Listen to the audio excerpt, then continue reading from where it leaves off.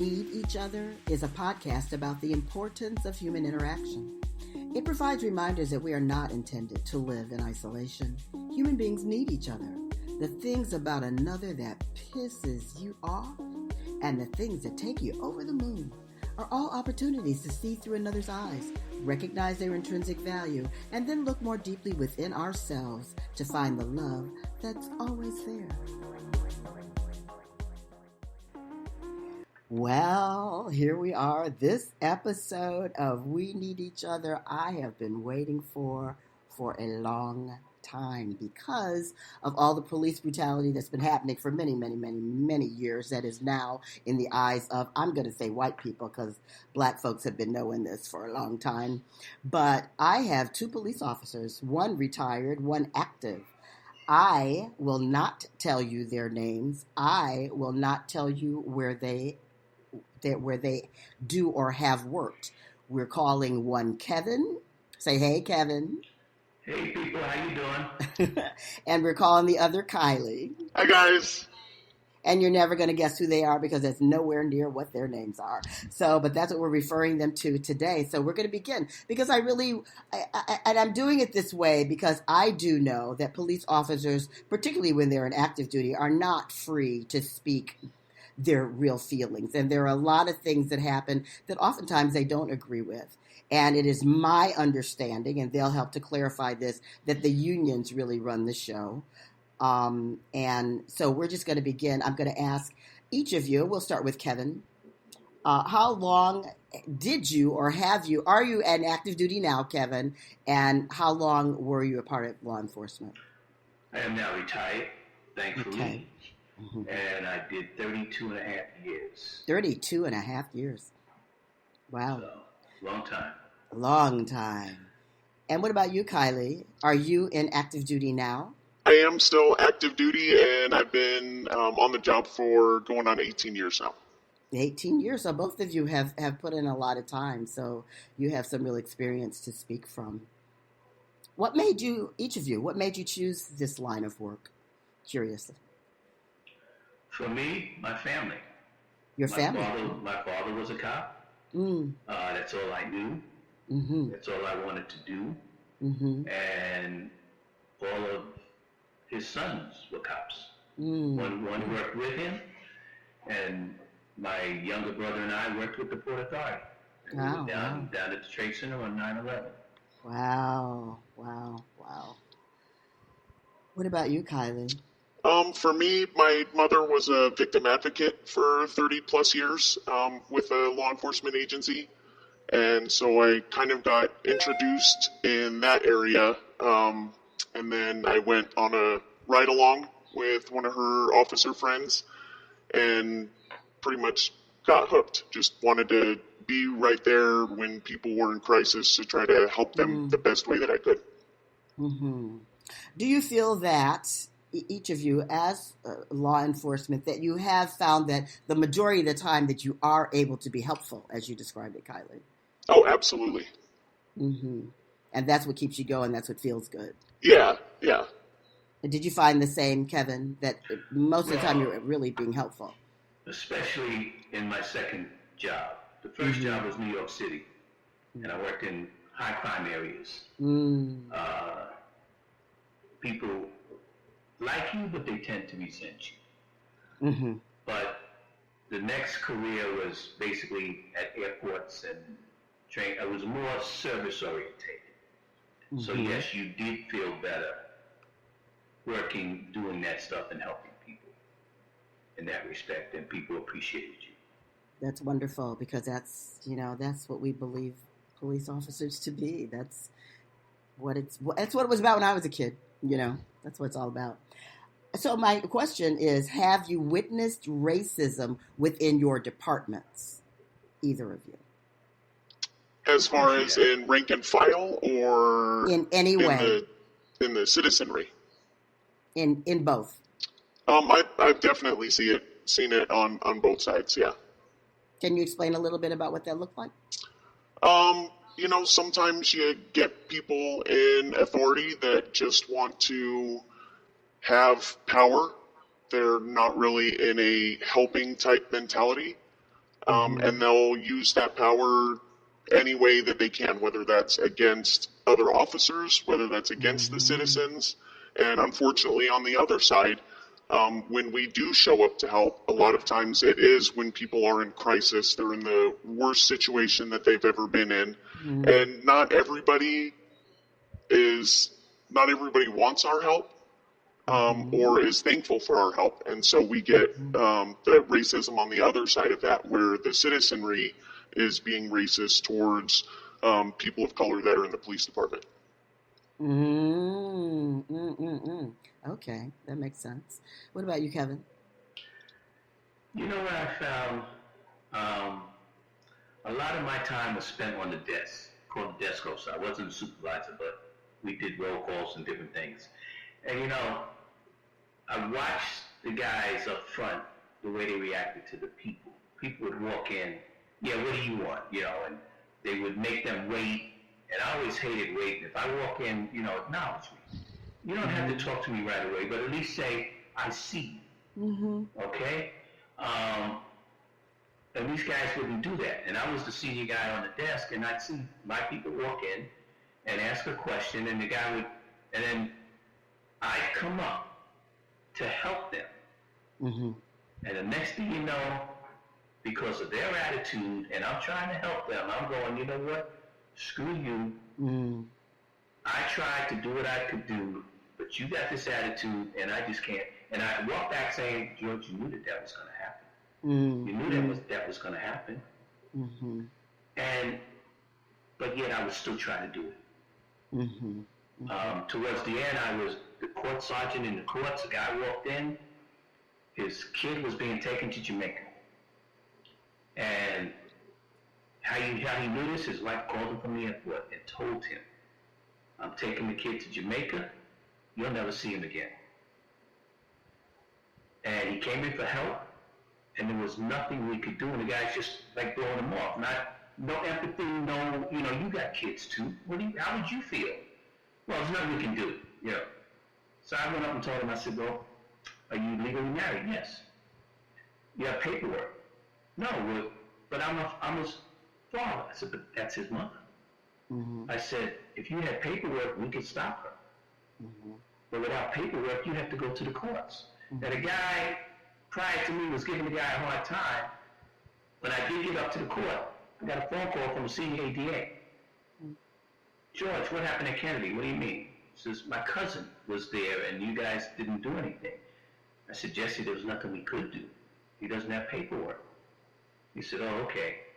You know, but that's what I see is the way you talk to people is a big thing. When I was young, my first job, mailman, delivering mail, didn't have a uniform yet. Back in the 70s, I got an afro, I got a black leather jacket, and I'm in an all-white neighborhood. I locked my keys in the car. And I was like, dang, and it was my brother's car. He had Alabama plates because he had just come from flight school in the service. And I called them, some young girls let me go in, and I was smart enough. They said, oh, hi, and they smiled, oh, you know. I said, can I use your phone a second? Yes. I used the phone. Oh, do you want? No. I ran right back out the house because I didn't want anybody saying, hey, what about this? And I sat on top of the truck. 10 minutes later, here comes a police car down the road. I'm watching. I said, he's coming for me. Now, I had a hat with a badge, but it was in the trunk. So I had nothing to prove I was a mailman. Guys come up, they're talking, we have no problem. 5 minutes later, here comes another car. Here comes a big guy getting out, and Kylie she's going through this. He gets out, pulling up his gun belt. Yeah, what do we got here? And I'm looking at him like, I want to say, dude, what is your problem? They're talking to me. We don't have a problem. I told him my brother's coming down, and I told him how to get there. But of course, the last directions he didn't follow. So after we finished now, and the guy said, yeah, well, you're not a scofflaw, are you? Not a what? Scofflaw. Which What's means a scofflaw? you have tickets on the car that you didn't pay because you're out of state. Oh, okay. I didn't know that term. Okay. I didn't either. So I said, it's an old Western term. What that Is it? Yeah. Well, you got tickets? I said, I got it. My brother's a cop, and it's his car. Oh, I said, yeah, he's a transit cop. My father's a captain with transit. Oh, okay. You know, then it kind of, but the two guys that first came were fine, but again, it's the other guy. And that's the guy that instigates stuff and starts stuff when other people should say, and everybody says all cops are not bad, and they are. Mm-hmm. But the problem is, where are the good cops when the bad cops do something? Bad cops show up. That's my problem. You know, you got to rein him in. Yeah. And I guess that's kind of what my question is. What is it that stops the reining in? Why don't they? Is it because they can't? What is it that stops that? Because that's a question that we ask often. It's like, it's not just that one person. We see the other police officers. When we look at George Floyd, there's the other police officer who was standing in protective mode of what Chauvin is doing. Him I had the most problem with because he had most time. The other two guys are rookies. 1 day out, 3 days out. Yeah. They're put in a rough position to tell a guy with 20 years, okay, stop it. Yeah. They can lose their job. But see, and then that's my question. Why can they lose their job when they're stopping someone from murdering? Because that's what they were witnessing. Well, and we all saw this is murder. Yeah. Right. And I think without getting too far off topic with just that one situation, I think part of the problem is that technique was trained. Mm-hmm. That technique was taught to all of them. And the background of excited delirium was at least marginally covered with that agency. And so they're looking to this 17-year veteran saying, you know, hey, shouldn't we do something else? And he's saying, no, the way that this is going is fine. Right or wrong. You know, and so when you've got a 17-year veteran and you've been on all of 4 minutes telling you, no, I've been through this situation a million times before. The way that I'm handling it is the correct way to handle it. Then you go, well, all right, I've got all the 4 minutes on, so this guy knows more than I do what's going on with the situation. So I feel bad for those guys. And then what you miss is when you say, yeah, but the guy couldn't do something. You gotta understand, he's on probation. When you're on probation, you can get fired for any reason. They don't have to give you a reason. They just tell you you're fired. So this incident, he could have done something, but then he's got to ride with somebody else, and they have to do reports on him. And guess what? They can turn in phony reports. He's not a good cop. He's not worth it, and he can lose his job because they'll all stick together. You're a rat. You're no good. I mentioned one time, I stopped the guy, and the guy's backed me up, and I hit him. I hit him in the rear, tapped his car. I go to stop him, and he don't want to stop, and I came out and said, listen, sir, no, I'm okay, no problem. I said, yeah, but I hit your car. No, don't worry about it. He must have left. Backup comes, and you got anything in the car? They're searching his car. Why did you search his car? They find a hunting knife. The guy's a driver. Taxi driver. He got a knife for his protection. Why did you? Oh, we'll take this. That's the kind of stuff I don't like. I agree. And so, what do you do? I don't even know my question. What do you do about those situations? What is it? The influence of the union? Because I'm telling you, when I looked at that police officer's face, I looked at, screw you, because I know I'm protected by the union. I'm going to murder this man, and there's nothing you can do about it. That's what I saw on his face. Maybe I'm wrong, but that's what I saw. I don't necessarily blame all of it on the union. But here's what I see. We've been told for so long, let the courts handle it, let it go its way, okay? But how many cops have been indicted and got fired and served time? because they usually go for a judge trial, and they go on, and there's a lot of leeway with that. And the last incident today, where the guy got shot in the back in Milwaukee. Yes. 4 or 5 times. Reaching Seven. into his car. Seven times. Into his car. Now, I don't know what he was reaching for.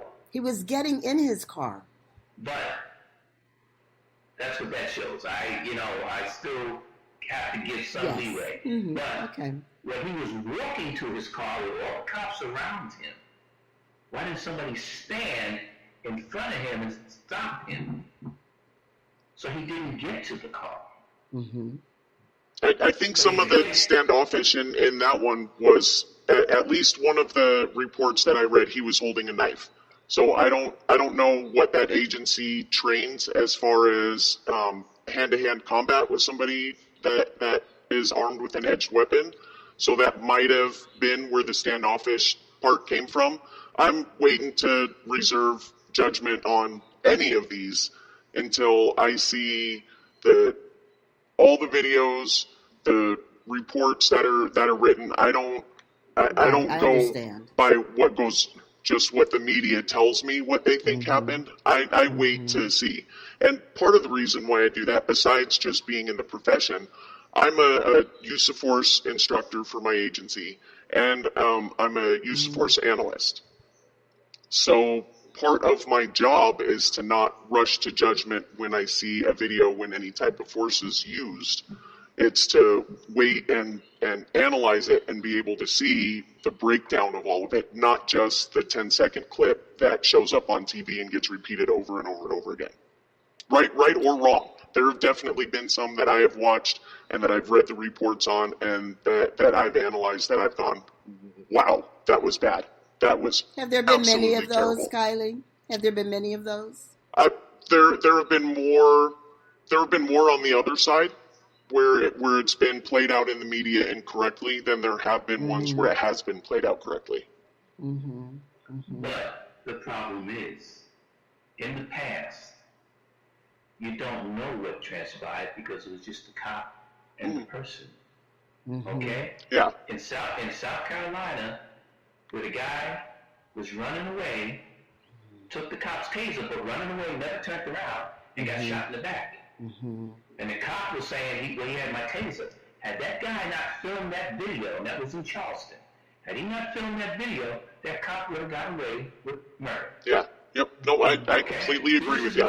This is my issue with these things. A lot of times mistakes are made, and mistakes happen. Don't get me wrong. And I can only really talk about New York in certain places. New York, drug dealer, in the past, walking down the stairs in a project with his girlfriend. Usually the lights are out. They're doing vertical patrol, they're going up. The guy's hand was on the trigger, he got startled, boom, he shot. It happens. You're scared, it's dark, I understand that. A lot of drug deals take place in those places, they got guns. But they got him calling his PBA delegate, calling his supervisor, before he even called for an ambulance for this guy. Okay? And my thing is, hey, hold up, I messed up. And this is what happens. If more cops would say I messed up instead of trying to cover it up and make the bad guy, a lot of this wouldn't happen. And it's to me with Black Lives Matter, and yes, white people kill more white people than they kill black people. Black people kill more black people than they kill white people. But they don't play up the white part of it, number one. But number two is it's the way it's done. When you're so flagrant with it, and the George Floyd case to me is a different case.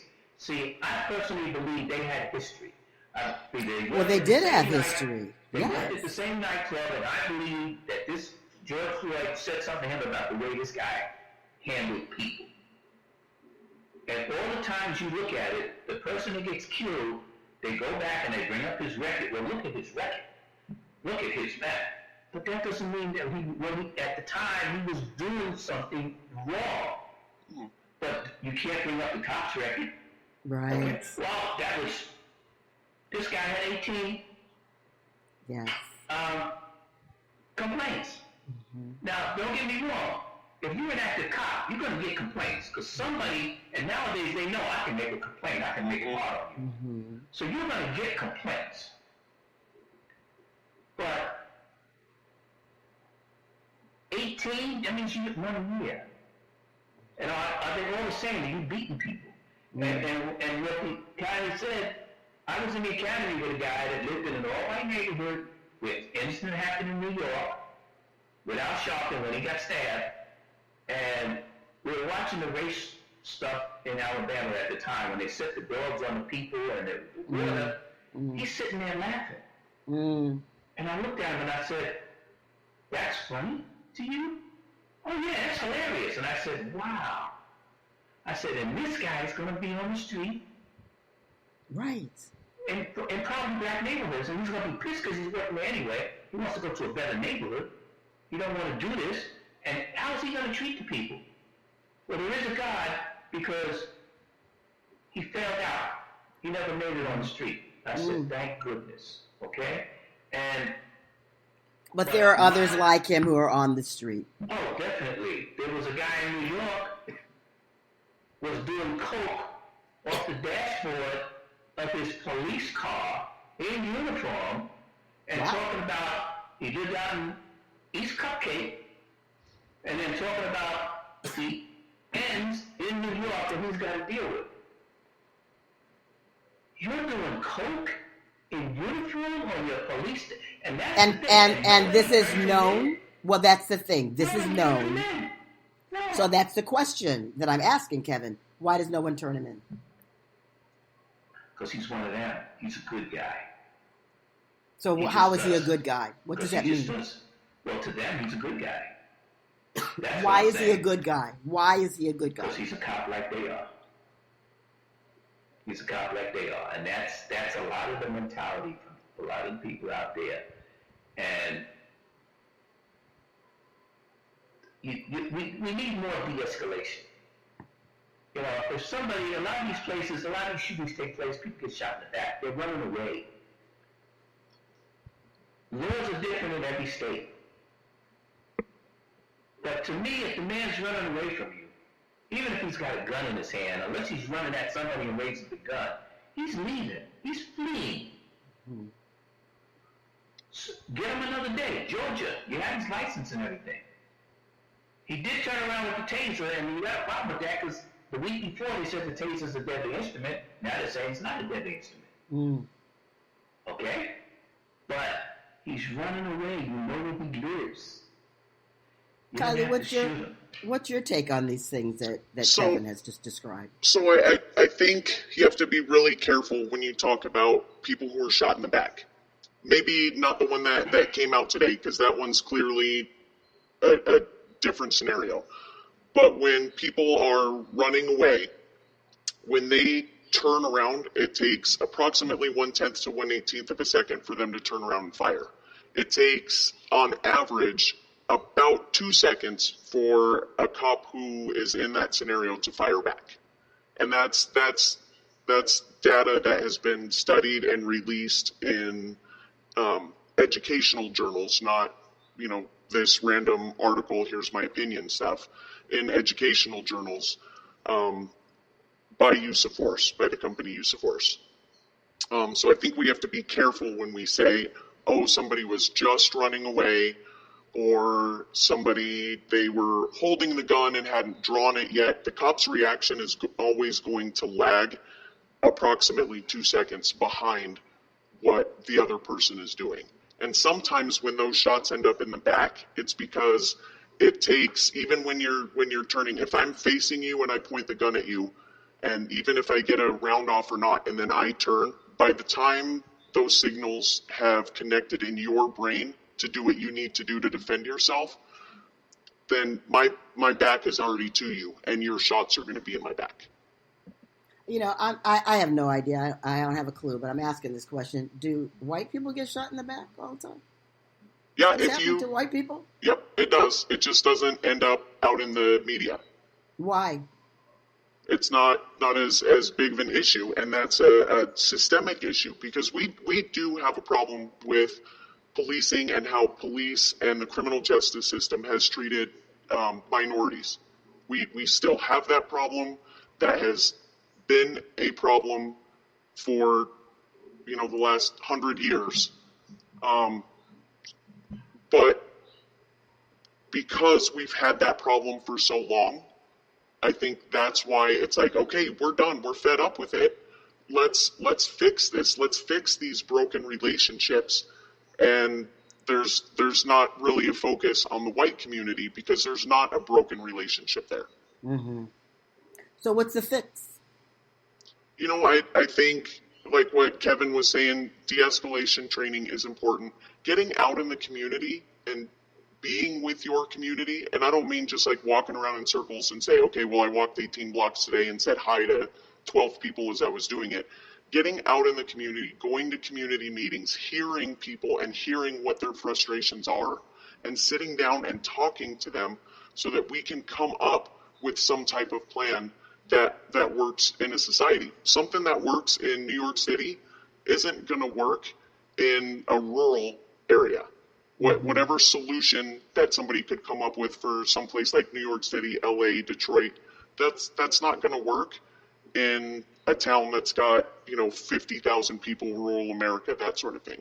So we can't do a blanket, this is what the fix is going to be. We have to look at each of those communities individually and engage in those communities to find out what can be done. And that's really not happening, the engagement in the community. Is that correct? I think, I think it depends on where you're at. Where I'm at, I feel very blessed that we do have a good relationship with our community. It's encouraged by our staff to go out to community meetings, to lead community meetings, to be available when community members come in and say, hey, I've got an issue and I would like to talk to an officer about it, whether it's a criminal issue or not, whether it's hey, I'm seeing this in our community and I want to talk to somebody about it. Our admin is very pro, yes, get out in the community, go and talk to people. Let's have community meetings, let's go to community meetings, and let's see what partnerships we can build so that we don't have these issues. And so that you found that to be beneficial. Absolutely. Absolutely. What does it mean to defund the police? Well, I think, again, that depends on where you're talking.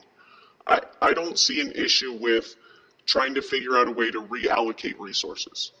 Mm-hmm. I don't see any problem with that. One of our neighboring agencies has a mental health unit.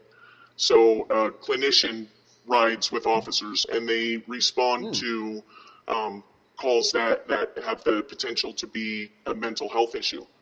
Our agency is a little smaller, but that is one thing that our admin has been talking with City Council about. How do we get one of these units for our own agency? We borrow theirs when they're not tied up, and they've been very gracious with that. But then we need that in our community as well. So that's the talks that our admin has been having with City Council to try to get that. So that the reallocation of resources is fine.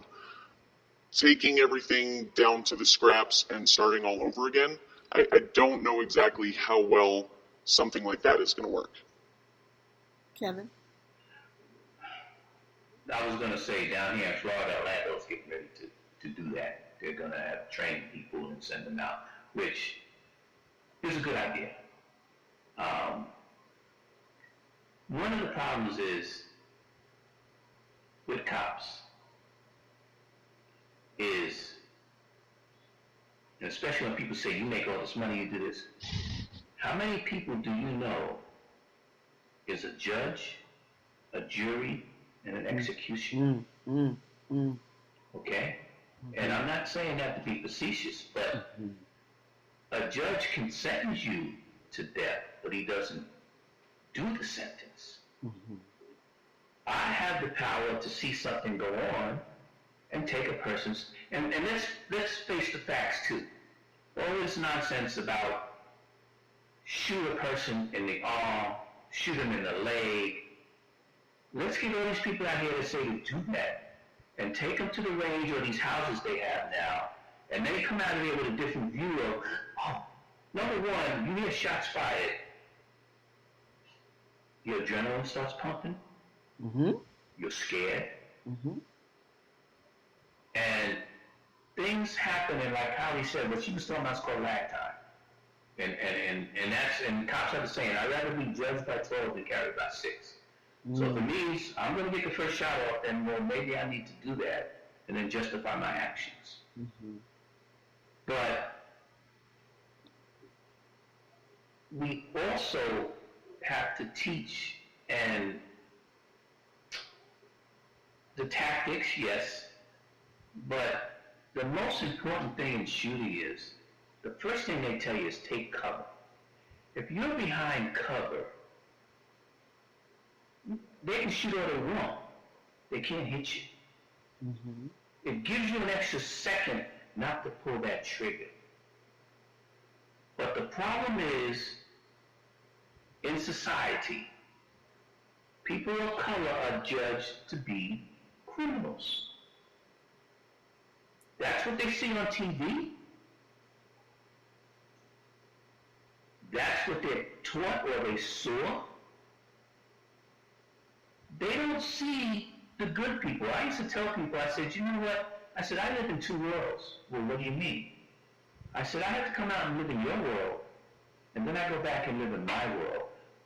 My, I won't say morals, but my convictions and things we do are different than what you do. In ghetto areas, blacks are all about, they wear their money, okay? They buy things. Look at this. The drug, they don't see that the drug dealer is not there after 6 months and is in jail. They look at what he's got in his pocket for those 6 months. Oh, wow, look at that. Okay? They're not taught, get a job, get ahead, and get ahead is suspect also, because there is a ceiling for you. But they're not taught, get a job, drive an old car, get a house. And then if you want to move into a place, it's not policing we're talking about, but they don't want you there, they don't.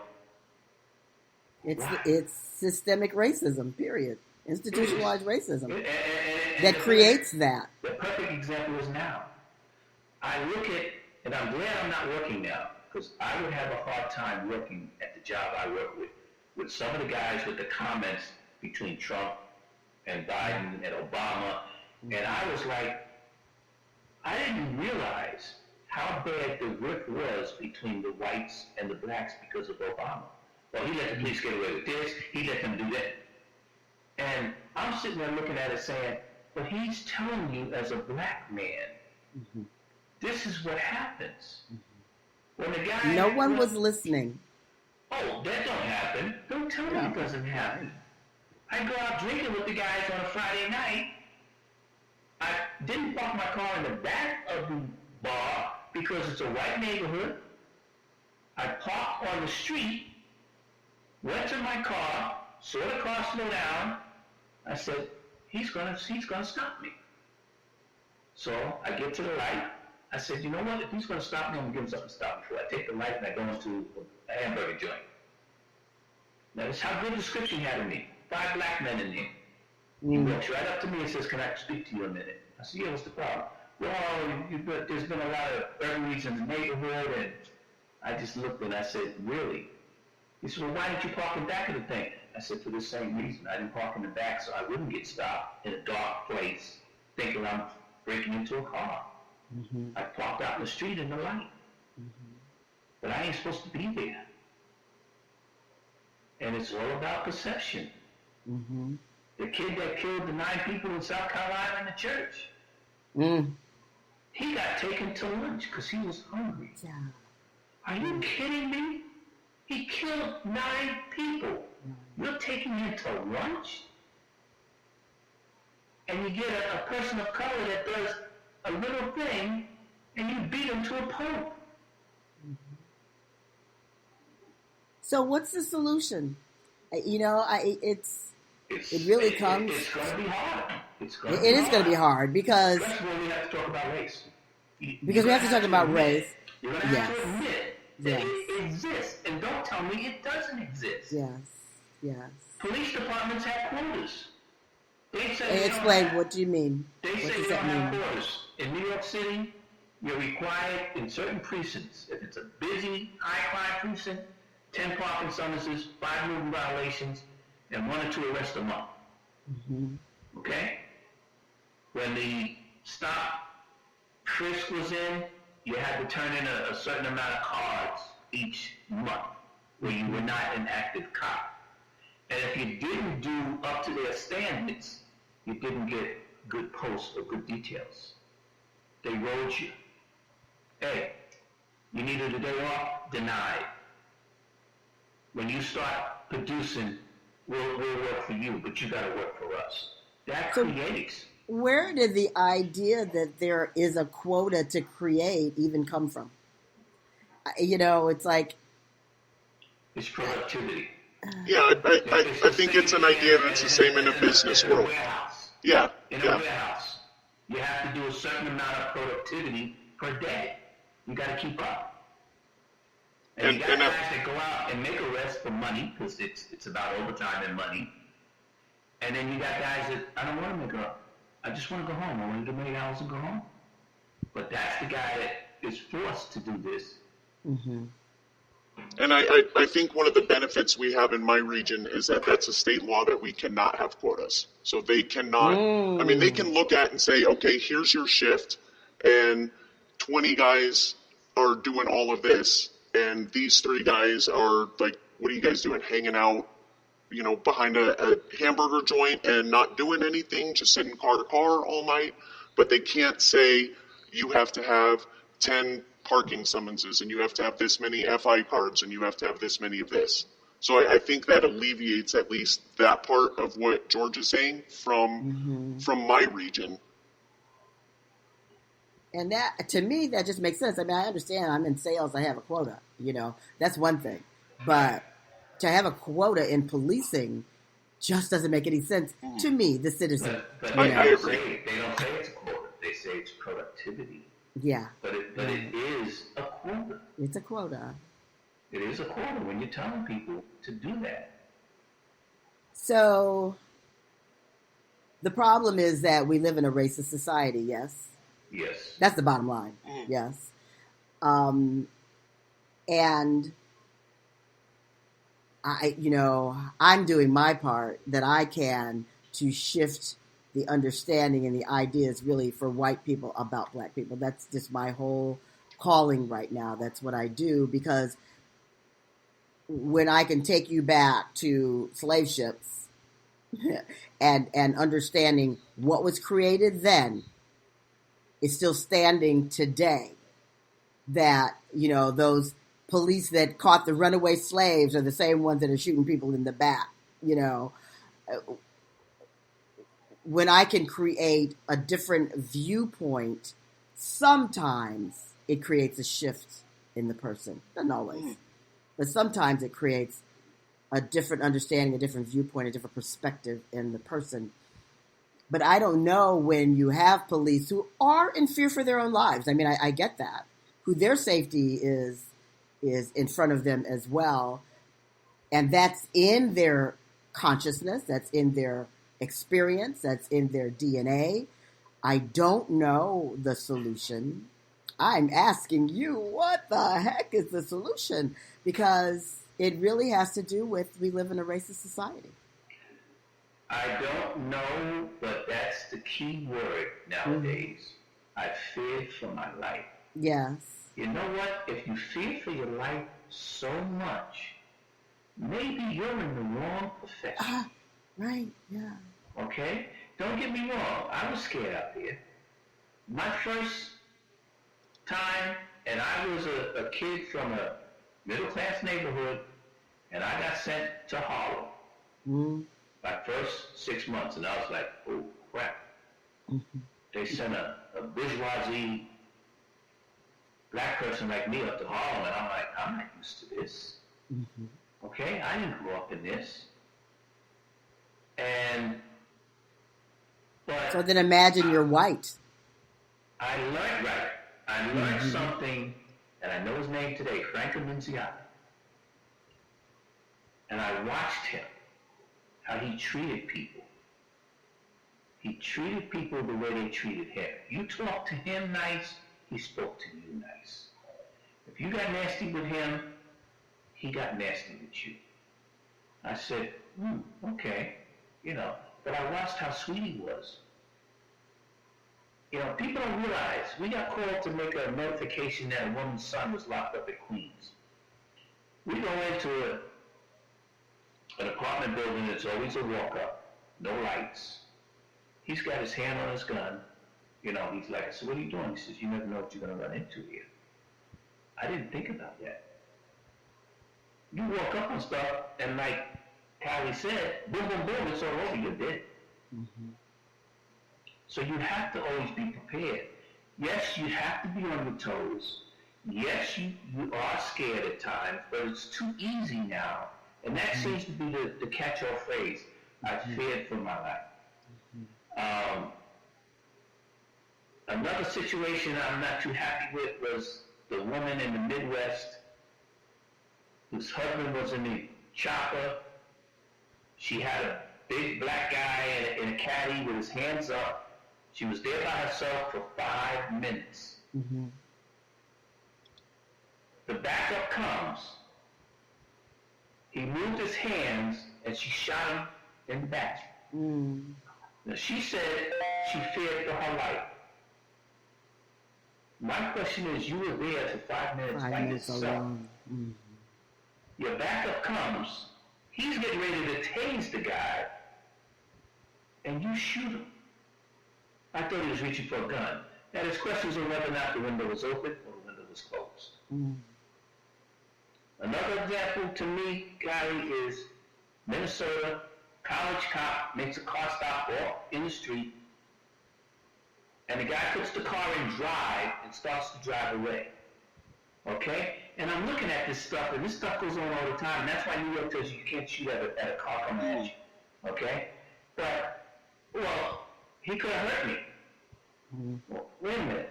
How could he have hurt you when all you had to do was step back, and the car's going this way, and you're here? Yeah. Mm-hmm. You shot and killed him.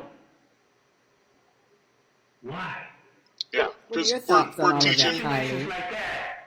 Yeah, unfortunately, we're teaching piss poor tactics, and we're dumbing everything down. For a better way to put it, we're dumbing everything down to the lowest case scenario. Mm-hmm. So we're 18 people out of 40 are failing this part of our training, so we have to make it easier.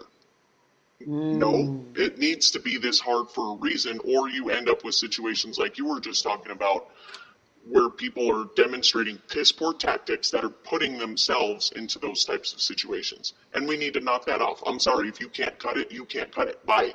Pick another job. So that's part of the reform that you see. Yeah. Yep. Mm-hmm.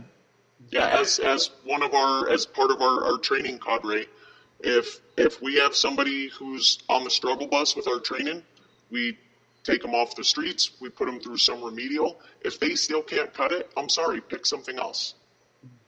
But we're not going to have our community be one of these examples because your tactics were terrible, your defensive tactics were terrible, and you put yourself into this situation. We're not going to have that. And you're always going to have people that got on the job for the power. Mm-hmm. Yes. Oh, yeah. There is no doubt about it. I want to carry that gun. Yep. I want the power. Yeah, but then the onus is on the rest of us to be brave enough to stand up and say, this guy or gal has no business doing this. We need. But it's hard to be watching. That brave. It's hard to be that brave. Yes. Because why? Because what happens? Then if that's somebody who's a good old boy or a good old girl, then you're the rat, and now the problem is you, not that person. So therefore, people don't speak up. So people don't speak up. Yes. Right. Yeah, it's a They're self-preservation. silenced. Yes. Yeah. Are they sometimes silenced by a police chief? Yep. If they try to, they're yeah. silenced by the union when they try to speak to the union. They're silenced. What do you do about that? But let me explain the silence. Okay. And I didn't understand it until it happened to me. Mm-hmm. I had a lieutenant, and I was working with him. And I said, boy, Louis, I wouldn't want you to have to do an investigation on me because you're too rough, okay? He laughed. Well, I didn't know why he laughed until I found out later he was doing an investigation on me, but he couldn't tell me. So then he calls me into his office, and I need to talk to you. I need my delegate. Yeah, you probably should get your delegate. So I get my delegate. So he says, well, George, and I'll tell you what happened. And it wasn't brutality or anything, but the second job I had, we did a lot of service. I was an EMT, I was an aircraft firefighter, and I was a cop. I worked at an airport. We did all three jobs.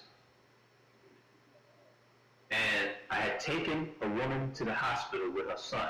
The son was only 10 years old. I had to take him to the administration for him to sign his mother in, give him information. And I had this older lady in a walker, and comes up and, excuse me, I said, and she almost knocked the kid down. And I said, hey, what are you doing?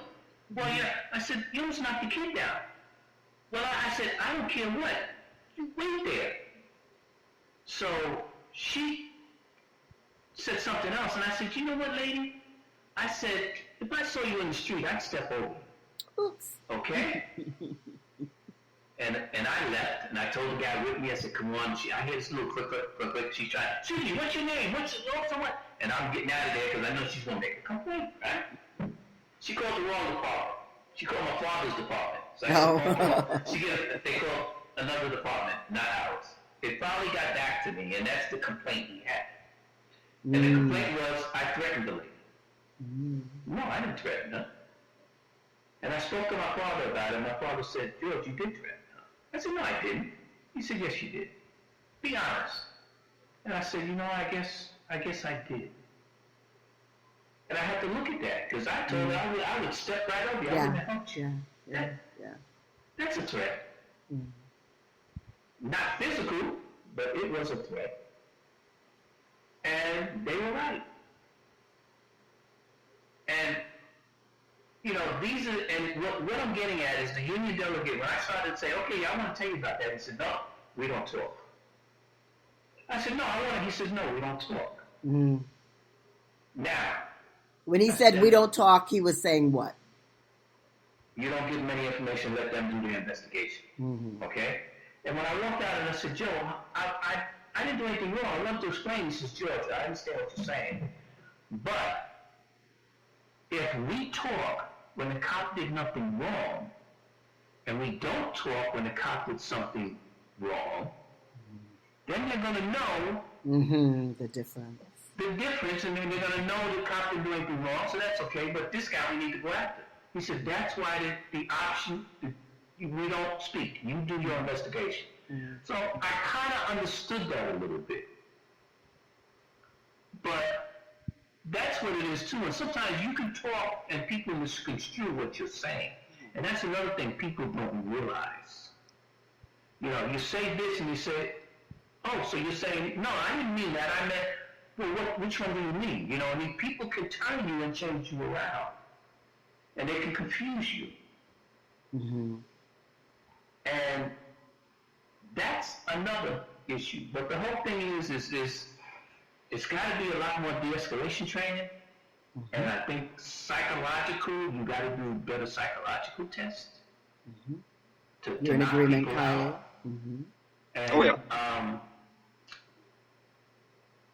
in New York City years ago, they used to have a program.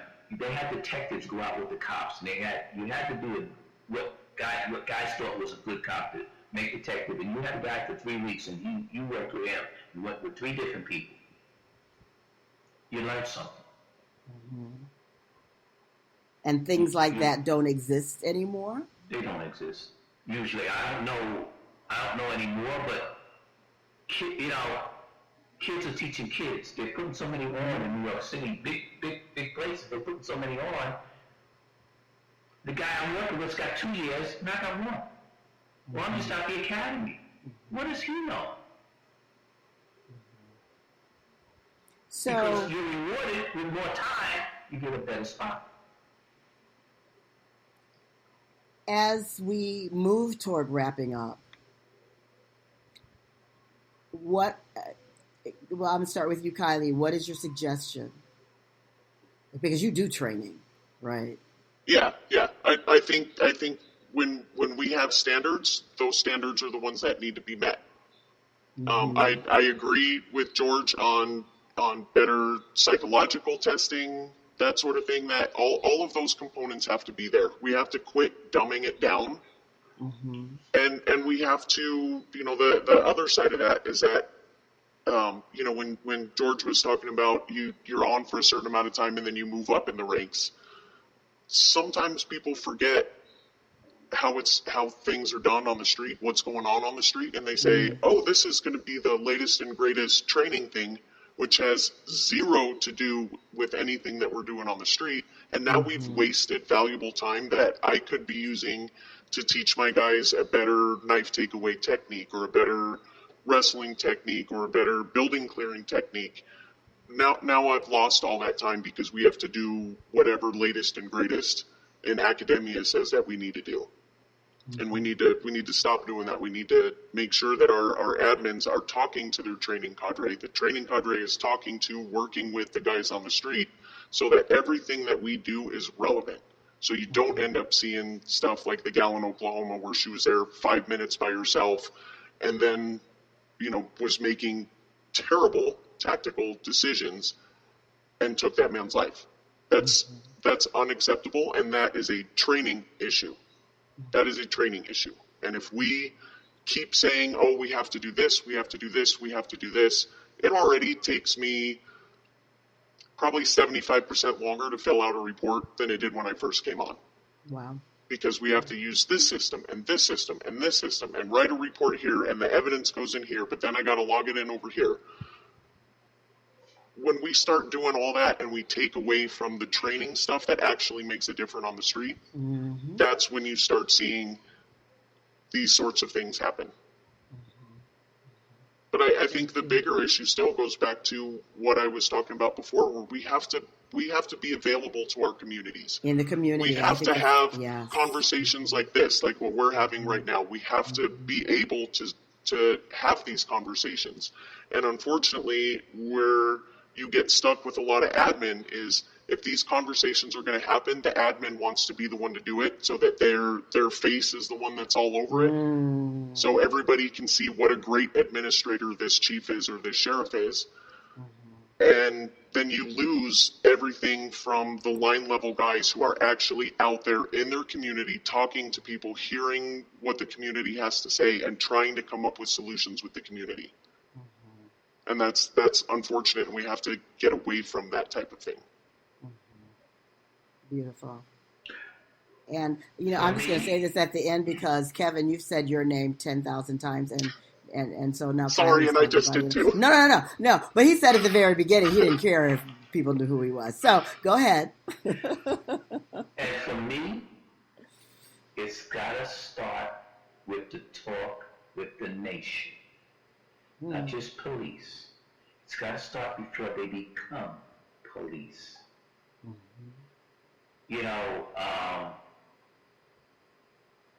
People look at things and say, oh, you had the same rights as I did, and this and that, blah, blah.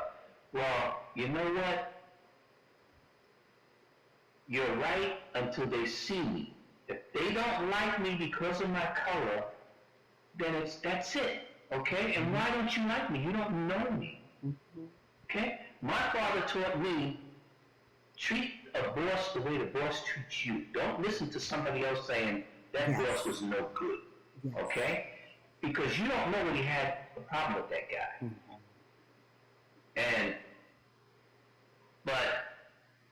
And I still look at the Obama thing, when he talked about the kid, that could have been me. And all the cops I work with now with the comments about he divided this country with this racism stuff, and no, he didn't.